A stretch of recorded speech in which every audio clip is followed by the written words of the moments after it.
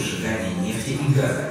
Ишеналы Арабаев атындагы Кыргыз мамлекеттик университетинин табигый илимдер жана туризм институтунун жашыл технологиялар жана ресурстарды башкаруу борборунда жашыл экономиканы өнүктүрүүдө жергиликтүү өз алдынча башкаруу органдарынын ролу жана мүмкүнчүлүктөрү аталышында 2 күндүк тренинг болуп өттү. Бул тренингти биздин жакын өнөктөшүбүз, акыркы жылдары иштеп жаткан өнөктөшүбүз жеке секторларда жашыл экономиканы өнүктүрүү боюнча программасы, жайзет программасы, ошондой эле Европадагы коопсуздук жана кызматташтык уюму уюштуруп жатат. Эмне үчүн биздин университетте өтүп жатат бул иш-чара? Себеби биздин университет Кыргызстандагы ушул жашыл экономиканы жайылтуу боюнча эң алдыда бара жаткан университет болуп саналат. Акыркы 3 жылдын ичинде биз көптөгөн иш-чараларды өткөрдүк университеттин деңгээлинде.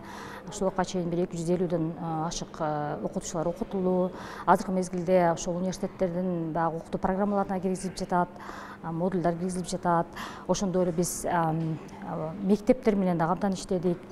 Азыр болсо ошол баягы мамлекеттеги жүрүп жаткан саясаттын негизинде бул ушул жашыл экономика концепциясы ошол айыл өкмөттөргө, райондорго, региондорго жайылып, ошол биз азыр университеттин деңгээлинен масштабын чоңойтуп, мамлекеттик деңгээлде дагы баягы өндүрүштө ошол өзүбүздүн салымыбызды кошуп атабыз. Тренингке өнүктүрүү саясаты институтунун өкүлдөрү, Борбордук Азиянын жергиликтүү өз алдынча башкаруу академиясынын эксперттери, Кыргыз Республикасынын президентинин алдындагы мамлекеттик башкаруу академиясынын окутуучулары жана мамлекеттик органдардын өкүлдөрү катышты. Тренингтин максаты кийинки маалда биз жергиликтүү өз алдынча башкаруу органдарына барып, ушул семинарларды ошол айлана чөйрөнү кандай коргоо керек, кандай айлана чөйрөгө таасирлери кандай тийип атат, ошолор боюнча үйрөнүп алып, анан жергиликтүү өз алдынча башкаруу органдарына барып окутабыз. Адам баласы өзү жашоодо эле өзүнүн жашоосунда көп эле нерсени мындай айлана чөйрөгө каршы биз ичкен тамагыбыз, кийген кийимибиз, баскан турганыбыз, минген машинабыз менен биз айлана чөйрөгө канчалык зыян келтирип атканыбызды дагы бул жерден бизге мындай окумуштуулар жакшы түшүндүрүп беришти, адистер. Ошол эле учурда ошону биз экономика менен кантип айкалыштырабыз, кандай таасир эте алабыз бүгүнкү күндө, өзүбүздүн жүрүш турушубуз менен, өзүбүздүн кыймыл-аракет менен, өзүбүздүн аракеттер менен ошого көбүрөөк басым жасалып, ошону үйрөндүк. Иш-чаранын негизги максаты жергиликтүү өз алдынча башкаруу органдарына жашыл экономиканын концепциясын жана анын практикалык маанисин түшүндүрүү менен алардын мүмкүнчүлүктөрүн жогорулатуу. Кантип биз келечектеги мындай жер планетасынын өмүрүн бакубат бир чөйрөнү интенсивдүү бузуп атканыбызды сездик, билдик.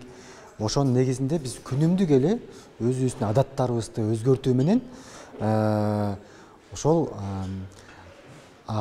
климатыбыздын өзгөрүүсүнөн тездетүүгө бир аз тоскоолдук кылсак болот экен. Биз өндүрүп аткан, алып аткан пайдаларыбызды ошол көндүмдөр менен биз ошолорду эселеп көбөйтсөк болот экен дагы сездик да.